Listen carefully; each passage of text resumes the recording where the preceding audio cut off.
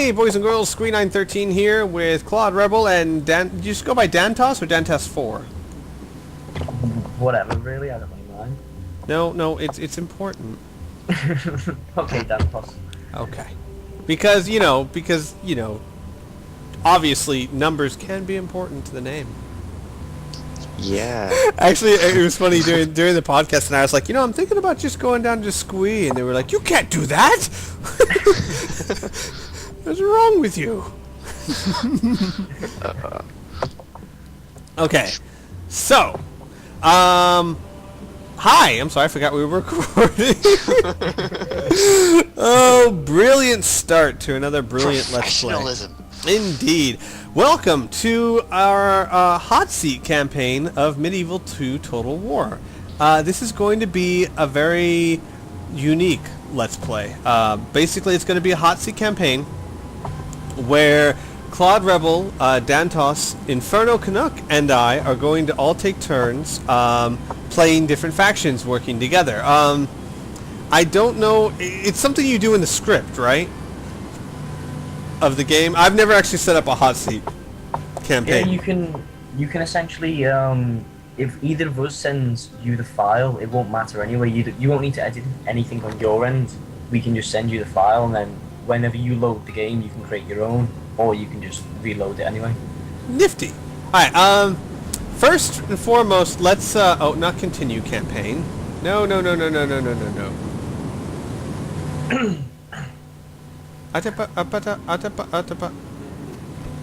Competence. Yeah, I know, right? I just need to throw random words in there and people understand what I'm talking about. Okay, single player. I was messing around today because I'm getting excited about this. I had some free time. So, okay, here's the deal. We're going to do a hot seat campaign where we each take turns. Basically, what'll happen is, like, I'll do my turn, and then I'll mail it to Rebel, and he'll do his turn. He'll mail it to Dantos, and he'll do his turn, and he'll do Inferno, etc., etc., etc. Which means it'll go rather slowly. So this is a Let's Play that, well, here's the way to look at it. From me, you'll only get maybe, especially at the beginning, 15, 20 minutes a week. But if you watch everyone's turn, then it's a nice, 2-3 hours a week kind of thing. So basically, I think what this is just going to be a Let's Play with lots of in-depth coverage. Yeah. And what I'll do is they're going to record all their turns and upload them to their pages, and then I will link them all into a playlist on my page. And you guys can do the same too. You can just that way that your viewers can watch the whole thing, my viewers can watch the whole thing. Yes. But you'll basically should just be able to go to the playlist and see everyone's turn. However, this isn't just a let's do the grand campaign. This is we have one major, massive goal in mind. We're going to work together to try and accomplish this goal, and it's a bit of a doozy. Though I'm wondering how much of a doozy it's going to be with 4 people. But we'll get to that in a second. The goal is simply this. You can see the map here. This is a map of Medieval Total War 2. Wow, I put a huge accent on that. 2. Really wanted people to know this wasn't like 3 or 1, but 2. I don't know exactly when, well, actually I think it's random, but one thing I should lay down right here, right now. What we know about the Golden Horde is what we know right now. None of us do any more research on it than what we already know, okay? Which is absolutely nothing from my point of view. I've never seen the Golden Horde before. Dantos, what about you? I've fought them quite a bit, but I've never really beaten them back enough to actually win a game against them and annihilate them. Well, what about like knowing when they arrive and where they show up and all that stuff? I know where they show up, not exactly when they arrive, though. Well, but they show up at random places. They can show up at, like, any one of 6 places, basically. Like, anywhere up and down this side, they can show up. I've had them show up down here. I've had them show up here. I've had them show up in 2 different places before. I don't know how that's decided. I'm guessing it's completely random. Now, what I do know is that somewhere in the early 1200s, so the game starts in 1080 AD, which I really wish there was a mod out there that could start us at a later period, because 1080, it's a long way out. I mean, if you're doing 2 turns a week, that's going to take 6, 7, 8 months to hit. Yes, but if you think about it, if we started off in, I don't know, late 1100s, then we're not going to have the time to build up. Well, because that's... from what I understand of the Golden Horde, there's a lot of them. Oh yeah, there's tons of them. So we're gonna need some sizable defenses just to be able to hold. That's true. All right. Well, like I said, this is gonna be a long Let's Play anyway, so there's no need to rush it. Well, usually what they did to counter that, though, in the first medieval Total War, you could start in the early faction, the early period, the high period, and the late period. And what they did is that, you started in the high period, but your faction was stronger. Right. Well, depending on what faction. Some factions were weaker. Historically, it just waned and flowed. So, here's the deal. In sometime between, like, 1210 and 1230-ish, I mean, there's really... I've had them show up as early as, like, 1210, and I've had them show up as late as, like, 1250, I think. I don't know, it's been a while, but in that time window, the Golden Horde shows up, which is the Mongols. They show up somewhere on the eastern side of this map, and they have a massive amount of forces. They show up, from what I remember, like I said, it's been a while, I think 10 or 12 full stacks. Yeah, I do remember them. Maybe not that many, but I do remember them having around 12,000 troops. And we're not talking about easy peasants or anything. We're talking about high-class cavalry, high-class archers. Everyone's an archer type thing. Yeah, they are massive. And I've never actually tested this, but I read on a forum somewhere like a year ago, because I've tried what we're about to try on my own, and I never succeeded. But if you have a large concentration of troops in the area they show up, they'll show up with even more. Oh, what? Now, That's true, actually. That is true. Once I had about 10 stacks around Jerusalem. I was Egypt defending it, and I think they turned up with about 20 stacks, 25. Oh god. So, here's the goal. We 4 are going to join forces and make an alliance, and the goal is to field an allied force strong enough to defeat the Golden Horde before they get a foothold. Normally, what happens is the Golden Horde shows up, they cut a swath of bloody terror wherever they show up here, down there, and they take 6, 7, 8 territories, and then they act like any other faction. But what we're going to try and do is we're going to work together to field a force large enough to stop the Golden Horde from taking any settlements. Alright, there's 2 goals. There's the main goal, which is to stop them from capturing any settlement. Now, they can besiege it, but they can't take it. Does this include sort of rebel settlements or factions that we don't control? No, but by that time, there won't be any in that area. True. I mean, if we're going to have any chance of doing this at all, we're going to be owning everything in the surrounding area. Yeah. Basically, yeah, that's the goal, is to stop them from taking any towns. If we fail that, the Let's Play can still be successful as long as they don't hold a town for more than 5 turns. Or, well, you guys think 3 turns or 5 turns? 5.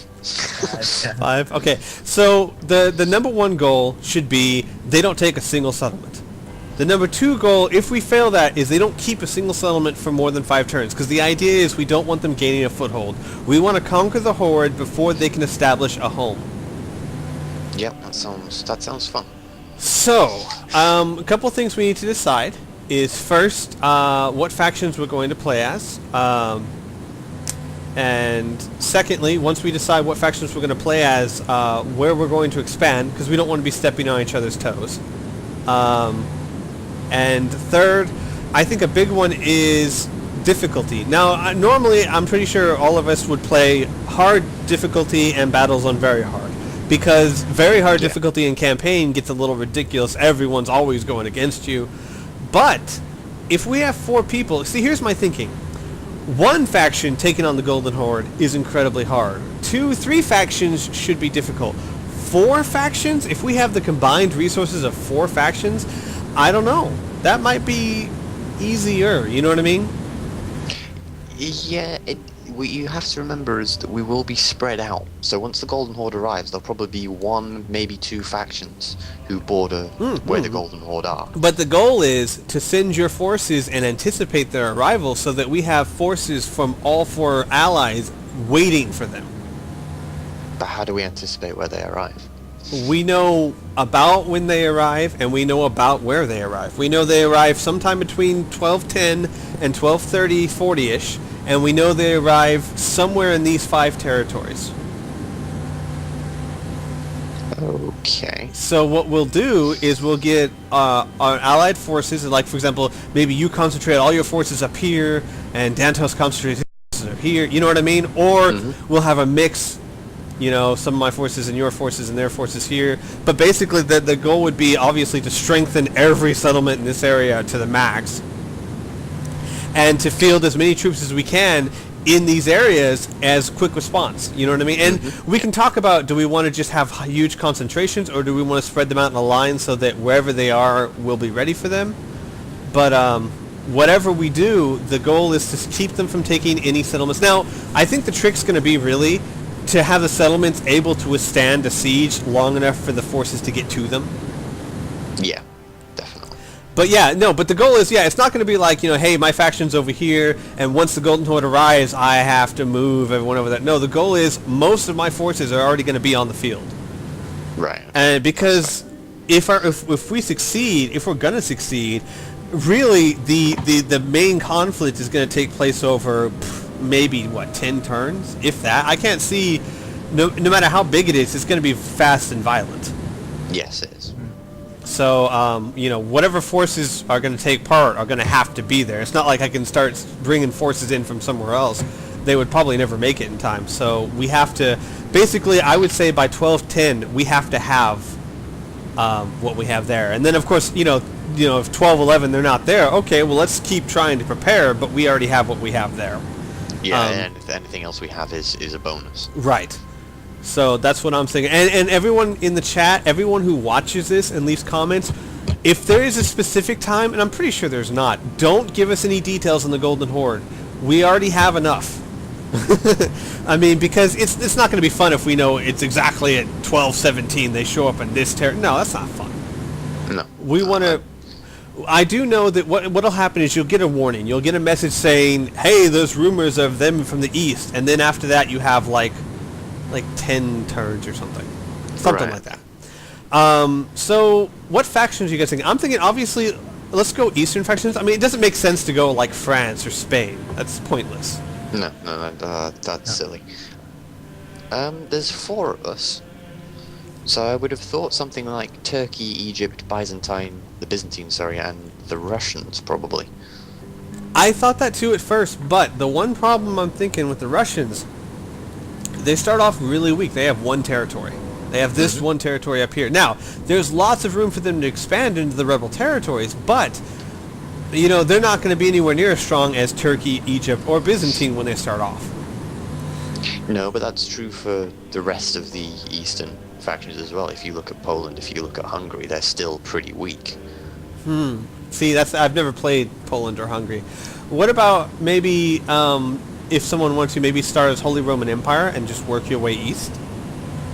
Okay, but that sounds reasonable. Well, let's put it this way. Which do you think would be more beneficial? Starting off as a weaker territory closer to the east, or as a stronger territory slightly further from the east? The difficulty you'd have with starting off as a territory in the west is you're going to have the political conflicts in Europe itself, so you're going to have to either be very, very diplomatic and sort of bribing people to not attack you, or you're going to have to take them over, which is going to severely weaken you for taking on the Golden Horde. Whereas if you're, for example, Russia, you can expand pretty much as you want. You'll get into conflict more than likely with Poland and Hungary, but they should be relatively easy to crush. Right. And you're not going to have huge problems with the West. And even if you do, you can afford to lose something, or you know, there's not as much of a risk from the West as there is if you're, say, playing as the Holy Roman Empire. Well, you know what? I was just thinking too. We could say, for example, give Russia to Inferno. I don't know. Actually, no. He said that he told me the first. We were talking about this earlier. He might actually like that. He said the first time he ever played Total War II, he played as the Russians, and he had a general called Ivan. And he started executing all the prisoners because he didn't know it affected them, and he got so much dread that he actually became Ivan the Terrible. Nice. That's So pretty cool. we could do something like we could give Inferno Russia, because since he won't really be able to, well, one of us will have to be doing his turns for the first week or so, and Russia's only one territory. That'll be the least amount of work. Yeah. I don't think he'd have a huge objection to that. And then, of course, obviously, it seems pretty a no-brainer that Turkey, Egypt, probably Byzantine. Yeah, there's nobody else really around there. You could do Sicily or Milan, maybe, only because they're such a naval power, they could get there very easily. But yeah, I think it's pretty much a no-brainer. Byzantine, Turkey, Egypt. I don't know about you guys. I've always wanted to try an Egypt campaign. I've never played Egypt, and because I've studied so extensively on the Crusades and that area of the world, I just think it would be kind of fun, because I could also say, and this is where they fought the Third Crusade. Okay, that seems a pretty decent one for you today then, Dantos. What's your preference? I don't really know. I mean, I'm happy playing Turkey or Byzantine, to be honest with you. Okay. Oh, Really, shit. up to you. Oh, we've got Basically, the between ball two is in people your who don't court really now. mind what they take you. Oh god.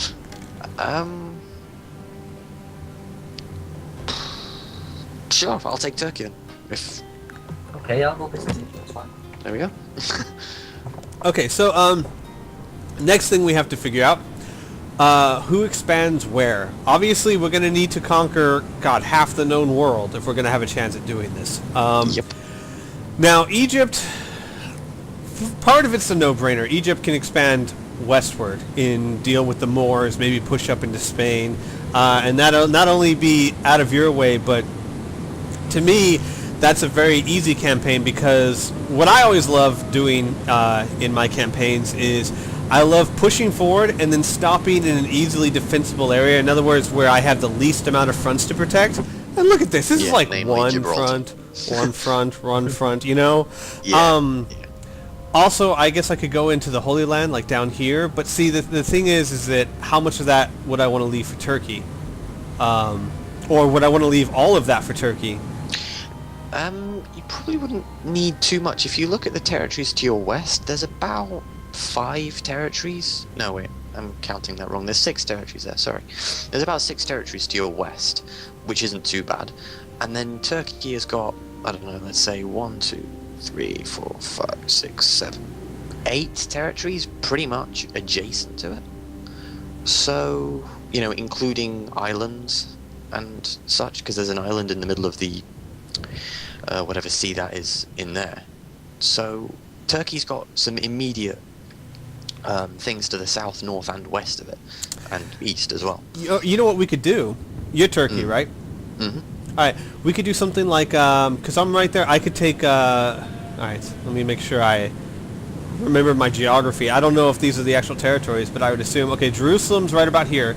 Damascus would be up here somewhere. Antioch would be over here, or right, Acre would be right there. Antioch would be up here. So, what if I left you, can you see what I'm pointing at? I don't know how laggy the stream is. The stream's pretty far behind, but Yeah. I know where you're talking about. Okay, if I took, say, Jerusalem, maybe Damascus, and then maybe this area down here, and then left this little hub way to the east, like this kind of sandwich between the eastern border and your territory, and then gave you, say, Antioch, like this little part right here. So I just take these, the bottom 3. The bottom 3 would be Jerusalem. I'm guessing this is Damascus, because Damascus is right about there. You know, geographically. Okay. Well, tell you what we could do is we could, once we get the game started, we could have a look and we could start dividing that up. Actually, why don't we do that? We don't have. This doesn't have to be the actual game. You know what I'm saying? Actually, I should go back and start a hot seat campaign so I can. Well, what you could do is if you just so that we can have a look and start discussing what you could do is you could load up a game and just take the fog of war off. Oh, do you know how to do that? Do you know the command? Yes, I do. I do. I have the unfortunate enjoyment of spying on my enemies. Darn it. I used to know how to do that, and that's actually part of why I never knew about watchtowers, because I never used them. I just did fog of war, took it off. So, like, when you guys say, and you build a watchtower, what the hell's a watchtower? Let's do that. Sense. Okay, so I'll just choose Egypt, like this. And then, okay, before we do that, another thing. Do you think, since there's 4 of us, do you think we should turn it up to very hard?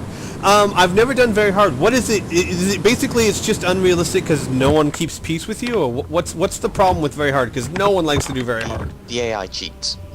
How does it cheat? That's my personal opinion. I've done a few very hard campaigns on Third Age Total War, and if you look at our LP of Third Age, you'll see the sheer number of stacks that Mordor and Harad have. We've commented on this before. That is not possible to get. Harad does not have enough territories that are close enough together to produce that number of troops in such a short period of time, and it doesn't have the economy to do that. Very hard does. Basically, very hard gives the AI massive advantages. Like in battles, I believe they get better stats and better morale. So it basically does the same. It gives them, I believe, this is based on observation, not fact. So but do I you believe it gives them better income and all of that stuff. Do you think with 4 people we should still leave it on hard, or do you think we should? Because here's my one and only concern, that all of us, you guys, Inferno, Rebel, and Dantos, you are very good players at this game. I'm mediocre. I can hold my own. I can put it on hard and conquer the world, given enough time. Yeah. But, so my concern is that we just completely decimate everything, are way overpowered, the Mongols show up, and they look like little children compared to what we fielded there. But, then again, I don't want to put it on very hard and have every single one of us getting our butts kicked so that we don't even live to see the Mongol horde. Yeah.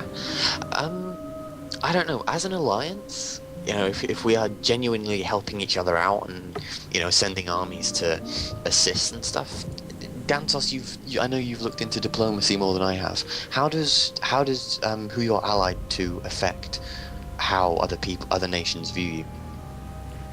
Essentially, what it looks at is what the other player has done and what the other player's reputation is as well. It shouldn't really affect too much the it being on very hard in terms of diplomacy.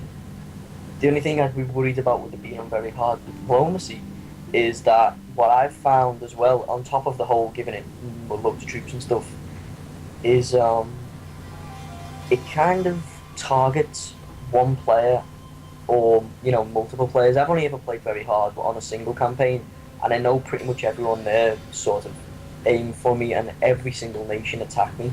Right. So I don't know whether it'd split it 4 ways or whether it would just target one player. All right, regardless, having too many wars declared on us is just going to completely screw us over, because as soon as the Mongols attack, we're not going to have it. And the chat is also saying just do it on hard because the AI is way too cheap. So we'll just stick it on hard. Okay. Well, actually, I'm actually kind of excited because I've always, when I play this game in single player, I always wanted to have allies. Like, this country is like my brother country, and I'm so nice to them, and I marry my daughter off to them, and I help them every time they get in trouble, and then 100 years down the road, they stab me in the back, and it's like, you jerk. Yeah. I hate that. Well, and it'll be nice. That's what and I are doing in our Italian hot seat. Right? It'd be so nice to actually be able to say, okay, look, I'm on borders with Turkey. I don't have to worry about it. Yeah. All right. How do you get the fog of war off? Okay. Do you have an American keyboard or a European? That's a stupid. Sorry. Press the tilde key. I believe it is. Mm-hmm. Does it come up with console? Yeah. Yeah. Okay. Toggle /FOW, I believe, if I'm remembering my commands properly. Ah, there you go. Hey, good. See, I used to do this all the time, and that's why I never used Watchtower stuff. Because, like, when I played this game, I thought that, you know, a real country would have enough network spies that they would have a general idea of what was going on. Which, once I learned more about history, I knew that was completely not true. But, no, I used to do it because I like seeing who was taking over who, and who was winning, and who was doing what to who. And yeah, it is very interesting to see how that works. Now, I'm going to have to ask you guys a lot, because I thought I was good at this game, and after playing Third Age, I realized I'm not. There were so many things in this game that I realized that I hadn't even dove into that make it so different. Like, for example, trade rights with every other country. Does that affects your income a lot, right? Like, if you have trade rights with, say, 5 nations as opposed to no nations, you're going to have a lot more income. Yeah. And does that increase your, like, let's say, for example, increasing my trading goods, like roads, markets, ports, that increases my income, but the trading rights I make with the new territory will increase the income for each of those things, right? Because I'm trading with more people. I believe so, yeah. Per port, yes. Per market, no. Each market, every upgrade has so much on top that it does. So the first market might be 500. The next one will be another 500 on top, something like that. I see. Okay, so, yeah, because there's a lot of stuff I don't, like, I never use forts, I never use watchtowers. I got the idea of watchtowers down now, and I'll probably use them extensively. Yeah, it would be pretty handy. Forts I've never really used, but I understand Inferno was telling me they're really good if, like, say, for example, you suddenly find yourself up against a much bigger force than you thought it was. You can lock yourself into a fort, let them besiege it, and bring reinforcements up, that kind of thing. Yeah. Okay. Okay, so, yes, this is Jerusalem, this is Damascus. Oh, I was right. That is Acre, Antioch. Oh, look at me and my bad self. Well, I spent years studying this area, so I should know. Like, I know the Third Crusade marched down to Acre, and then marched down to Joppa, and then stopped there. Okay, anyway. Give me a sec, Squeak. 1 sec. Uh-huh. So the Byzantines. You're going to have a pretty decent navy, aren't you? Because you have a lot of island. Well, you have at least one island. Yeah, I think we'll have, is that Nicosia, I think? Yeah, Nicosia. And then Rhodes, I think, is a rebel settlement, but I think that'd probably fall under me anyway. And I'll probably take Cyprus too. I've never played the Byzantines in Medieval Total War 2, but in Medieval Total War 1, their heavy infantry was godlike. Is it still like that here? Yeah, they have pretty effective heavy infantry. I remember in Medieval Total War 1 I played for years and years. And their heavy infantry, I could take one unit of heavy infantry and annihilate an army like 4 times my size. It was just unrealistic how badass the Byzantine infantry was. Okay, so I know Egypt. Okay, so here's what we were saying. If I take, say, Jerusalem, Damascus, Acre, and where's this territory? Okay, down here, Jeddah, I guess. And then leave you, because you already have like Mosul. You can take Baghdad. You can take Edessa, Aleppo, Antioch, like this whole area up here. And then after I take those, I'll start expanding down here into the Moors, like Tunis, and I guess, yeah, just keep expanding up into Spain, just so you get as far as I can. And then I guess up here in Spain, concentrate more on making them cash crops. Yeah. That would be reasonable. Maybe you could even end up setting up trade rights and possibly even alliances. Well, with the I would European nations. I would assume the first thing I do, I was playing around with it earlier, is just send diplomats, like at the very beginning, make 3 or 4 diplomats and just march them all the way down and make trade rights with everyone and get up into here and make trade rights with everyone you can. Yeah. The one thing I would say about trade rates, it does provide money. However, the one issue that the AI has with it, I was reading one of the, so there's a huge diplomatic guide, I'll link it on the forums, and essentially, what the AI sees it as is when you're trading with someone, it's a friendly action. So let's say, for example, you start trading with Milan, and Venice are at war with Milan. Venice can get quite annoyed at that because they see it as, you know, you're friendly trading money with them and goods, and you're kind of like their friends, but you're not allied with them, if you know what I mean. Well, Yeah, that would make. oh yeah, That's understandable. I actually was wondering if that was the case, because I was like, wouldn't this country care that I'm trading with this other country? And I didn't think it did, because it didn't seem to, but so much of that is under the table that you don't see. So, okay, so let's say that Turkey, the one problem for you, my friend, is that you have this very mountainous area. It's going to be so hard to traverse. It's like being at home. You're gonna have to have a really good road network. Now, the curious thing That is is something I usually focus on.